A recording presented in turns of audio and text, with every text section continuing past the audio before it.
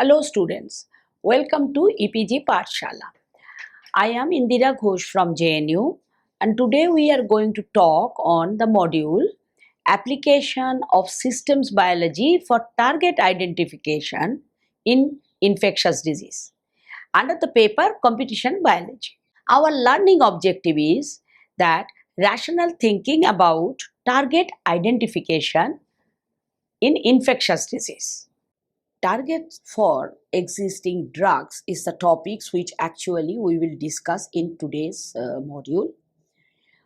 There are existing drugs, and if we analyze them, which has been done in the paper referred in the bottom, they have actually found there are almost 482 marketed drug substance which has associated with the heat molecule, that is molecular targets to heat.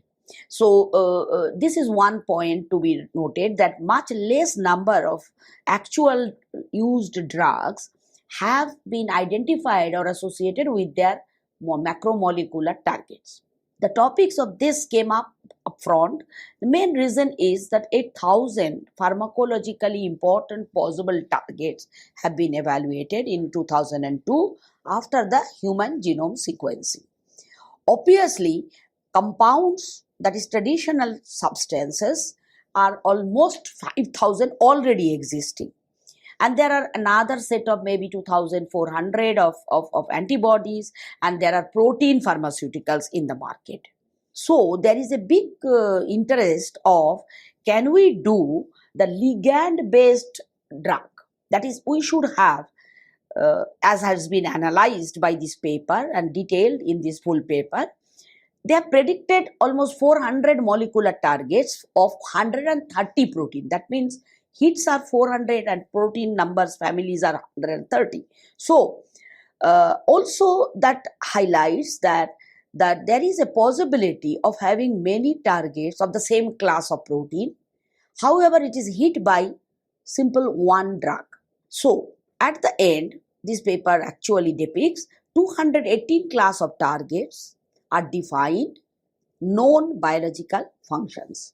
That means we will come to a conclusion with this is that not all the human genome sequences and which are meant to be made proteins can be drug targets. The search for new drug targets are very essential, especially in case of infectious disease. So I'll try today to elaborate how we go about and what is the methods available, which I have already detailed in your previous my modules, which is led by competition biology techniques, how we can identify proper targets. Present days, the studies are done in high throughput manner.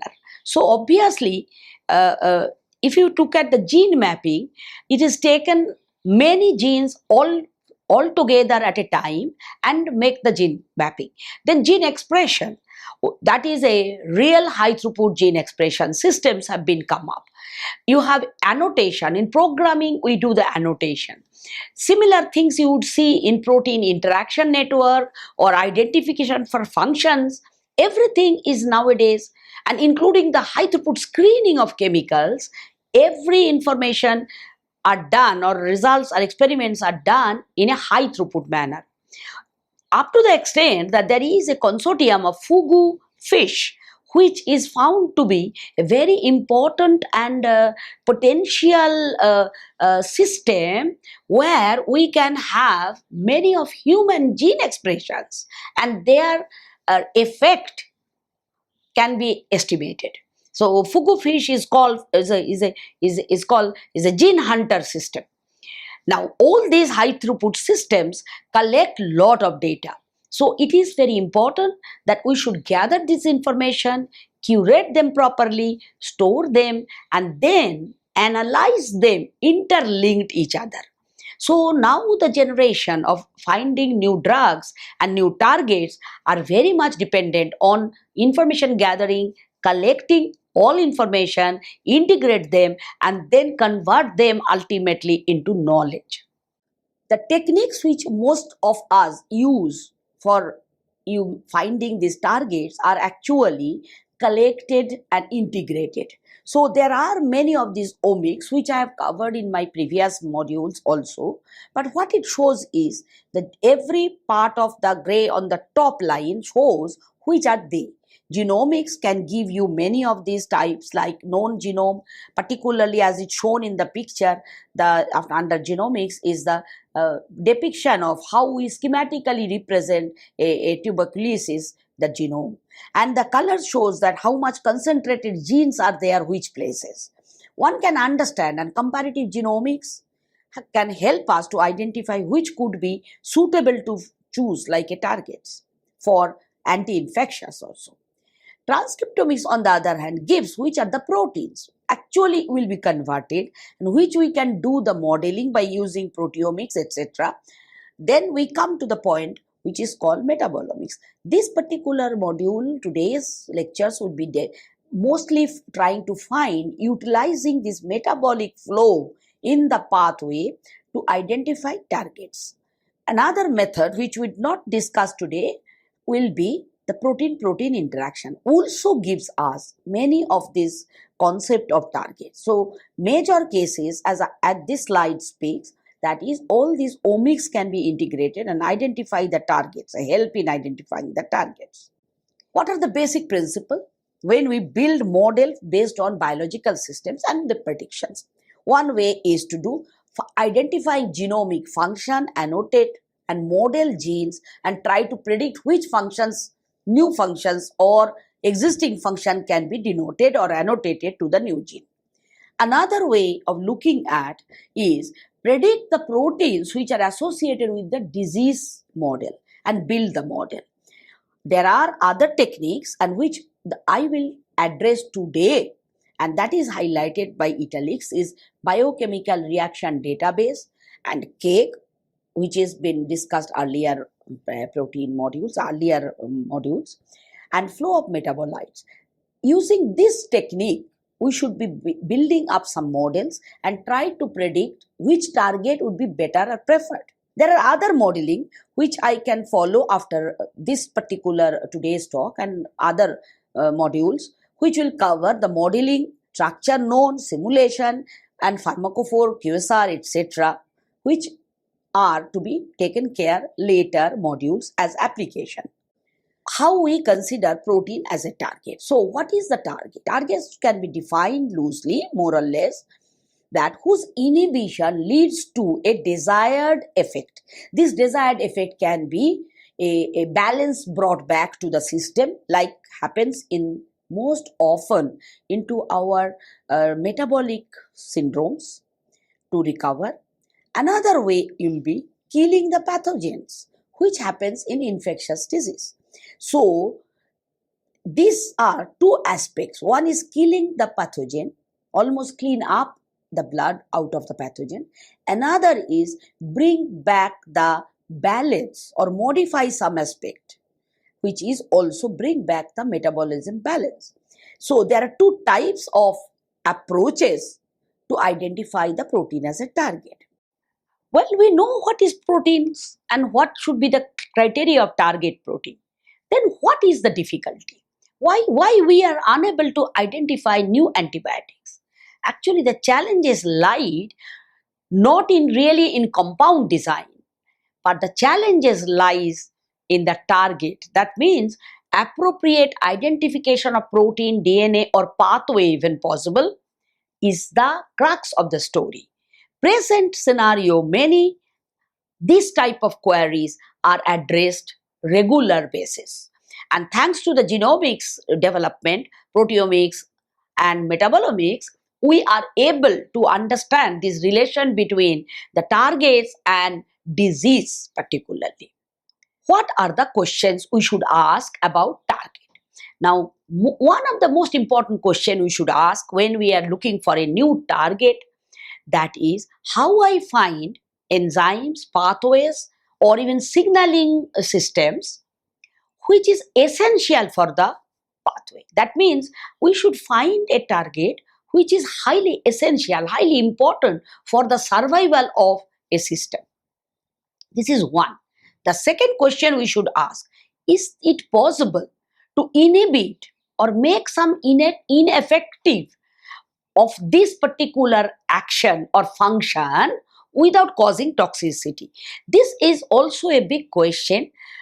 We will try to address the first issue at least in my next few slides. How to have strategies to kill an organism. One, I have said in the previous that it can be an endogenous disease or metabolic syndromes. In those cases, we should do the control of IC50. That is, we should bring back by a certain amount of concentration of inhibitor, which is depicted by IC50s, bring back the control of the system. That means the proteins, expression, etc. can we control back it to normal. The other part is we would like to kill the bacteria or pathogens. In that case, what we should actually focus on or model on would be MIC99, what is called minimum inhibition concentration, which actually kills or cleans up the pathogen up to 99%. Hence, on the left hand side, as it's shown, some cases we will use reversible reactions. In other cases, we must use something non-reversible because we are just killing up or cleaning up the bacteria. This concept has been detailed in one of these review articles published, and what it brings back that there will be two types of systems. One is killing an organism. One is we reduce the flux in the pathway of metabolic pathway of controlled by this system of enzymes working to keep the system alive so low that no longer next reactions can happen. This is one way of stopping the metabolic flow in the pathway.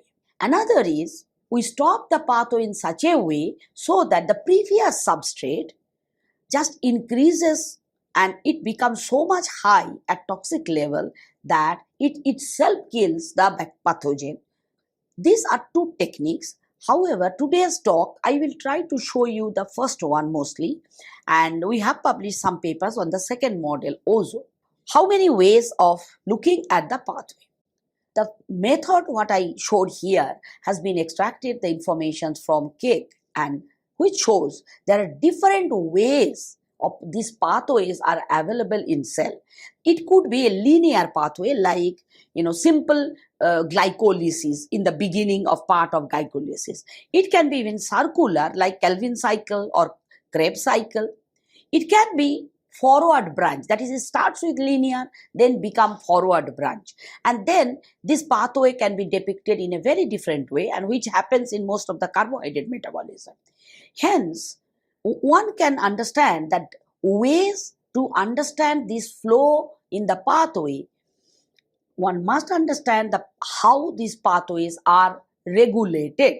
Regulation is done by the enzymes. So obviously we'll try to either inhibit the enzyme or activate the enzyme to have sufficient amount of metabolite to come out.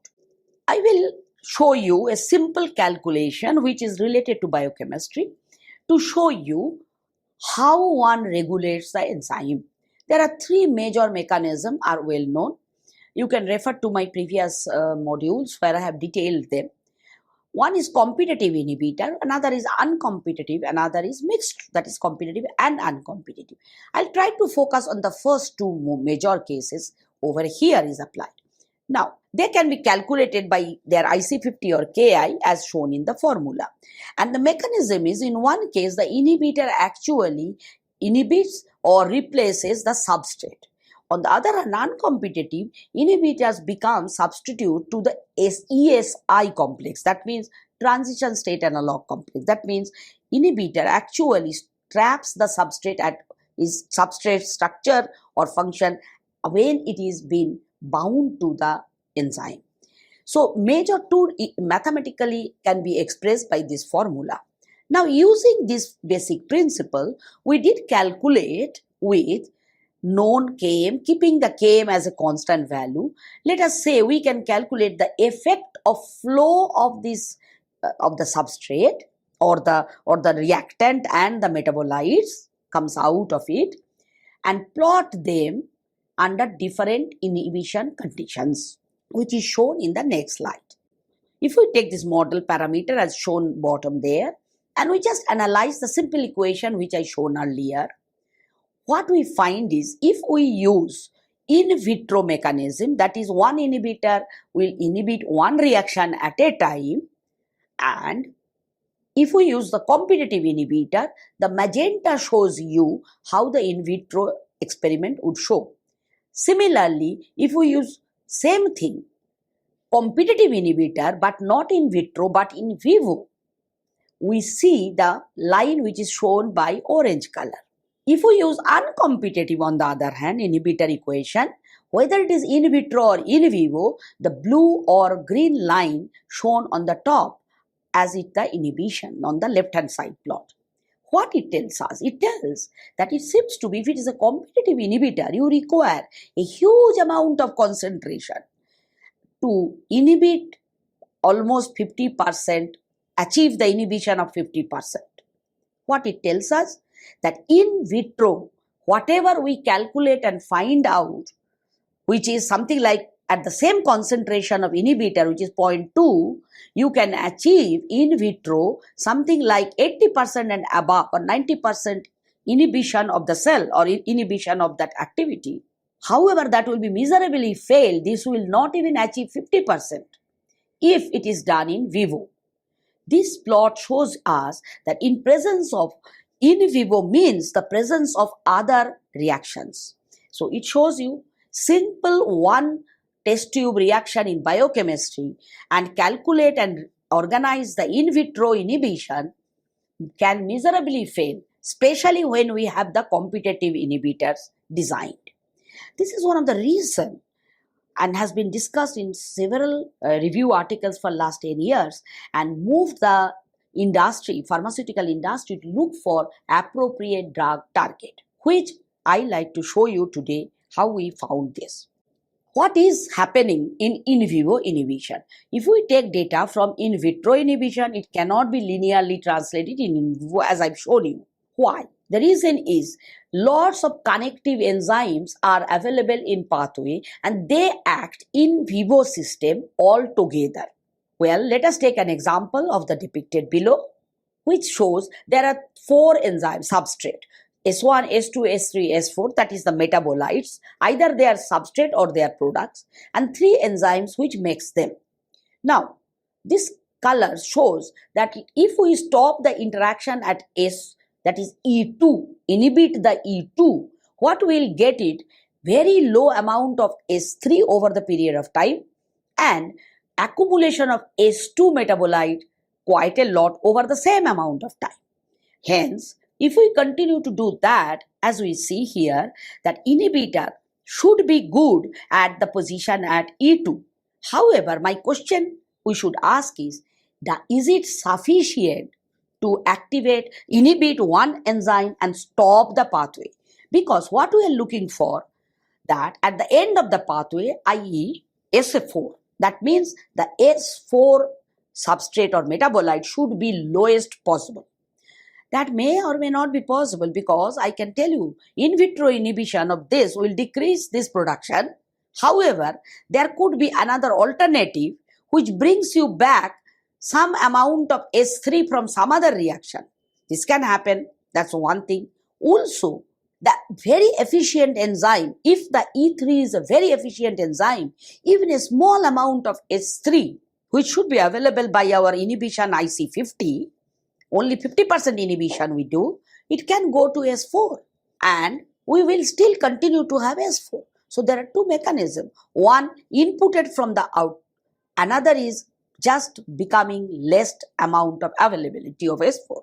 So one should do real analysis of the control mechanism by which each of these enzymes can be actually calculated, their flow and their inhibition and activation, how it affects the flow. So this requires a large amount of simulation, which I will show you in few more minutes. We have essential pathway as we discussed earlier. So one conclusion is in vitro enzyme inhibition may not be in vivo inhibition. So how we do the simulation. Actually, we depict here on the formula that each of these E1, E2, E3 are associated with a flux, which is shown in C1, C2, C3, C4, etc. And the total flux at the end is supposed to be mass conservation rules. By the mass conservation rules should be equal to 1. If we use this formula and try to optimize depending on which are the faster reaction or slower reaction over the period of time, at something like we work out with a differential between the flux actually working and the inhibition, we can develop set of differential equations and solve them. And this is called metabolic control analysis. Basically, metabolic control analysis or MCA is how the flux control can be quantitatively measured by or evaluated somewhere in qualitatively, and we can make that model and we can do some experiment by stopping any one of these flux and see which inhibits maximally the flux output of J. That is the last one. This is the basic theme of MCA, and we use this technique to do the control analysis. This theoretical framework is used, next slide, which is metabolic control analysis, which talks a framework of theory, which are shown in few references here, but it has been applied quite long back in Trypanosoma brucei and found to be very important and potential drug target were actually identified. We have used this in our next few slides. If we have to do the metabolic network pipeline or pipeline interested, we should have some analogy how it is done. You can conceive the metabolic network something like which is shown on the left hand side or numbered as 1 is where you connect different flows through one pipe, like water pipe, let us say, and you have some of the controls or some of the taps which control. So one is very slow, one tap allows much faster the water to go. However, your pipes might be sometimes very thin or thick, letting this water to flow in different velocity. Metabolic network analysis, or which lot of times are told as metabolic control analysis, depicts or takes this model which is shown in the left hand side. On the other hand, there is another method. I had discussed this in detail in previous my modules. That is approach to by flux balance analysis, which is not just one contour or one set of pipes. It is across the board and how we analyze the flux of the metabolite running through. There, in the second case, we do not address the issues of control. However, in the first one, helps us to design targets.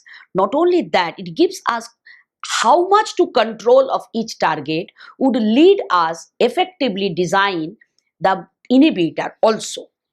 There are 3 case studies what we have done in our group, and I will depict only, I'll talk about only the first one. The first one is associated with a Mycobacterium tuberculosis basically, and it associated with dormancy associated targets by actually doing MCA on shunt pathway or TCA cycle associated pathway and try to identify the target, possible target. The next is another word we used was it was increment of the previous same thing, but what we did in principle there, that the toxic product, that is, as I have told you earlier slide, that is the product or reactant which just produce a product and not used for next cycle or next reactions, and that kind of availability we have done and find out a very relevant target in anti-malarial project which has been referred here. We also have done a genome-wide understanding of this, which I will not speak. This is, as I said, it has to be elucidated by pathway modeling. So what we are looking at is phenotypic function of biochemical network, and what we do is regulate the biochemical pathway. So build a model, regulate it in different things. Now it can be done in different ways. One can be controlling the gene synthesis.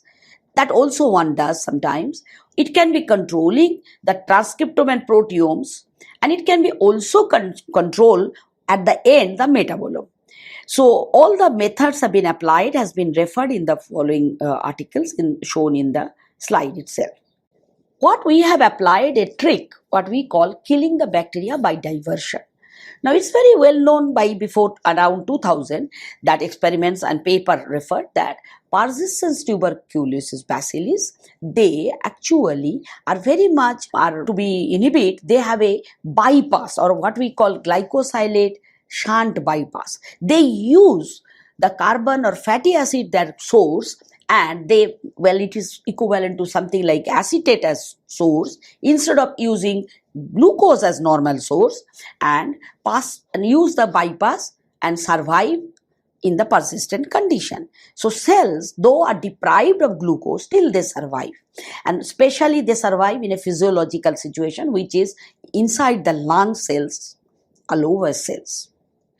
Paper shows that one small inhibitor were identified which can actually prove the concept by saying maybe ICL, one of the protein in this shunt pathway, if it is inhibited, it also shown that in the macrophage, which is equivalent to be like a human cell, inside human cell, in lung cells, they can survive. So this model experiment and biochemistry was done in 2000 and 2005. It was proven. Taking this principle, we started following the next slide shows. This shows we focused the TCA cycle. Now TCA cycle has got the pyruvate converted into the bacteria criteria by oxaloacetate. So when it enters the cycle, it actually converts itself by citrate synthase into citrate. After that, it takes echinotase, which converts citrate into isocitrate. Then isocitrate is converted into alpha ketoglutarate by isocitrate dehydrogenase. On the right hand side, blue color shows the proper enzymes and black color shows the substrate or metabolites in the cycle. So when you do not have the full glucose, that is 6-phosphate system, rather you have acetate which only have 2 carbon system. What you see here is that if we use acetate, 2 carbons are lost after isocitrate goes to alpha ketoglutarate. And if 2 carbons are lost, it is difficult to find out oxaloacetate at the end, which is shown on the left hand side of the cycle. So to complete this cycle, it needs to have glucose. However, under the bacterial has adapted a very mechanism. When they are pressurized and they don't have enough glucose, they survive with acetates and they do not have these the 2 extra carbons. What they do is they just do not follow the bottom pathway. That is, they don't go for half of the cycle, they avoid, and they take a shunt which is shown by a straight line in the cycle. Very basic biochemistry book will elaborate you that this is a common mechanism. Some of the intracellular pathogens, one of the varieties of E. coli, also does that. However, most interesting thing what we noticed was, if we take E. coli versus MTB, and what we noticed is, in E. coli has control when under the acetate surplus and less glucose, it is controlled by a genetic mechanism. That is, it has a kinase which is controlled in a promoter control system, and the promoter is activated by excess acetate in the cell and brings the kinase expressions. That kinase goes and inactivates this ICD. Just because ICD becomes inactivated by phosphorylation, hence the shunt pathway is open, and ICL, another protein called isocitrate lyase, which also is activated by promoter, acetate promoter, and resides in the same gene in case of E. coli, it becomes activated and it starts the shunt pathway is open. So you can see the half of the hemisphere is activated and we don't lose, the cell does not lose these extra carbons, so that cell can minimally function. When we understood this has been elucidated not only by system like this and even more by real Koshlands and group by identifying those kinases, molecules and even ICD were crystallized and identified their active site, etc. What we are like to focus here is in MTB, such mechanism is very complex because not only MTB has not one or two ICDs, even it has two ICLs also. Not only that, it has 13 kinases. So we had to identify which kinase actually is a conjugal or does the cognate recognition of the ICD which is working here. However, this particular study, we will focus on how to build a model, try to predict this mechanism properly. However, we need to do some experiment before than that, and which was done. One is to identify this reaction of flowing from isocitrate as substrate or taking the isocitrate as substrate for ICL, there is a comparative substrate interaction. What I mean is, each of these isocitrate being substrate or isocitrate converts into glycoglutarate or isocitrate, we must find which protein, that is which enzyme is more efficient. Normal cases, native enzyme of ICD is much more active or much more have the low Km for isocitrate than ICL. So we tried to do some experiment and tried to find, is there a differential mechanism between two? That is number one. Number two, we had to identify experimentally which kinase actually effectively is the cognate substrate, takes the cognate substrate for ICD. Here is the concept before going to the final. So what we were intended to do is that we would like to establish there should be a switch during this uptake of acetate. And what is that switch means to details each of this switch. Switch during the uptake of acetate, we have the Km difference between the ICD and the ICL. This shunt will not work if there is no difference between. So normally ICD should be the best to pick up the substrate. Their Km should be lower than ICL to take the substrate. This is one experiment we did, and also as I said that we found out how to do the stop this interaction. So futile cycle can be done. So these are the right hand side shows the experiments, that is all these inhibition identification were done using bioinformatics tools. I isolated and identified and even found out which cognate the kinase should be actually active. I've shown you blue color those genome sequence of the proteins which are active in only in RV system. So using this concept, we tried to find two experiments which I'll show next. So we have the switch which is called phosphate, and any of these phosphate kinase, we must be the cognate substrate to identify ICD.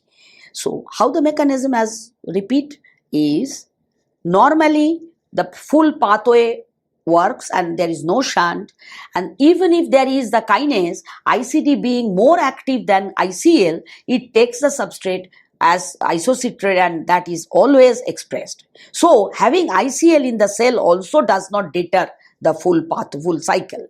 However, when there is no glucose available and acetate is the only resource for the cell, that is intracellular condition, that is persistent condition, what the bacteria does is it actually makes the ICD to be deactivated by phosphorylation, and the kinase which does, we have to identify them, and then the reaction happens in the shunt pathway. So simulation we wanted to do and to find how good the inhibition has to be or how better the inhibitor should be with respect to ICL. Please note, most of this research or this particular simulation lies with that one substrate isocitrate can be taken by both ICL and ICD. Shows you the experimental result. We did identify that ICL versus ICD ratio in case of E. coli was almost 75 times slower reaction ICL does, whereas in case of MTB it was just 12. One of the ICDs, that is ICD1, which is the main ICD and expressed maximally in cell. We also did identify the cognate by bioinformatical methods and found to be the ICK or the kinase. So first experiment result shows us that the KM driven shunt is possible in MTB. Here we show that we have been able to identify the specific kinase which is shown by stain phosphorylation. Why it is specific? That is, that kinase only inhibits the MTB growth shown in the auto red showing picture. E. coli ICD is not present, it is not inactivated, phosphorylated by the MTB PKNG, which is the identified cognate substrate for substrate is ICD.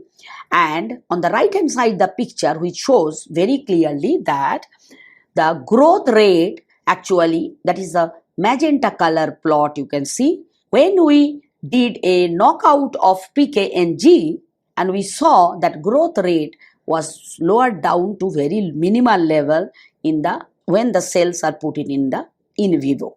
So we prove now that there is possibility of a shunt mechanism to be activated by just biochemical differentiation, the biochemistry driven shunt, not genomic in like E. coli. And on the other hand, we showed also that we have identified correctly the PKNG, the kinase which can achieve such a case. Presently, we would address how we do the modeling of the TCA cycle in MTB or Mycobacterium tuberculosis.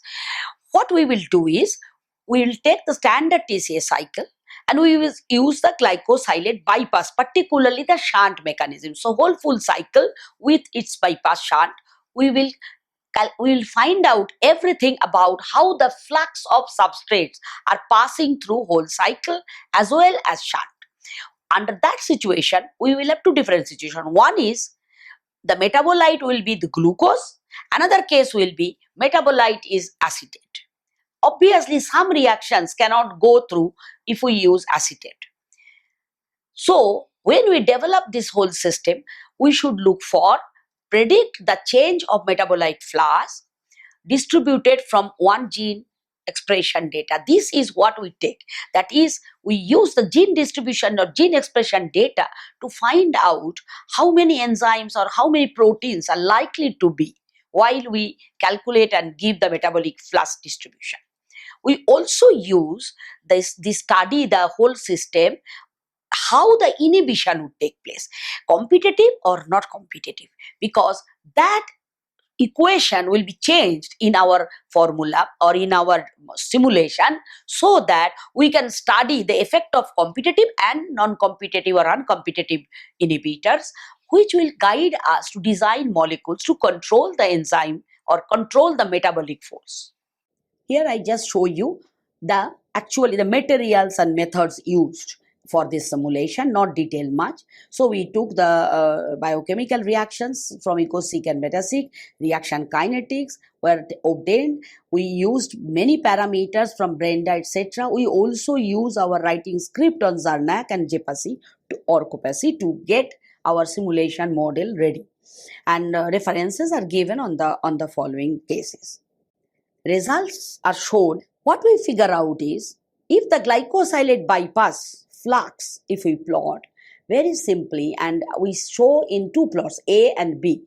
A is to do with almost that what we showed here is that fluxes pass, that ICDs where more than 70% is inactivated. So if we inactivate, that is by the ICD1 kinase, we should be able to do this job. Okay. If we use the other one, that is which is shown in the B, and which is shown that if we have the flux to flow to almost 20%, as you see on the flux is shown by broken line, is both ICD1 and ICD2, and the ICL1 and ICL2 are shown in solid line. So what we noticed here, that both the cases, ICL or ICD, both are to be really inhibited or inactivated to achieve the lowest one. Now, if we want, if the ICLs are inhibited, nothing will come. However, what also we noticed, that is, if ICD1, that is ICD1 and ICD2 are inhibited, we can get back the flux. That only tells us that actually we can divert this flux instead of going through the ICL line, that is the shunting line, we can divert the flux to go through the full cycle, which normally are talked about is futile cycle. So that 2 carbon goes out and the reaction cannot happen after a while. This is a model predicted, and here comes, if we use the competitive and uncompetitive inhibitor, because as I mentioned you, which type would achieve the best? As it showed from A and B, that we have 2 types of plots done. One is 2.5% only IC50 flow has been kept. Another is 5% of the original value to achieve. What we predicted is the ratio of this I by Ki has to be about 477 and 105 to require to reduce the ICL flow to 90%. This is a theoretically predicted model. Hence, we can very well see that if we can identify good inhibitor of that ratio to satisfy, we will actually stop all the flow, even a minimal flow passing through the shunt pathway. And here also we see that if we increase the competitive inhibition of ICL, then also it will be very low, which is shown by the plot B. Now, next plot is very interesting. Here I show you, if we use uncompetitive inhibitor, actually the ratio is very less. So, efficiency also of the uncompetitive inhibitor, it decreases with increase of this flow in the ICD. So what we notice here is competitive inhibitor may be very well designed for ICL to stop because it is not affected much from the ICD pathway effect. However, uncompetitive may do the better job. However, it may not be the correct way to apply. This is nicely depicted, which we reproduced the effect of already known inhibitor. This shows the plots what we wanted to reproduce to show you that this is a proof that this whole modeling is absolutely reproducible in experiments. This says alternate targeting of strategy. And how I explain this is in published paper, you can go through it.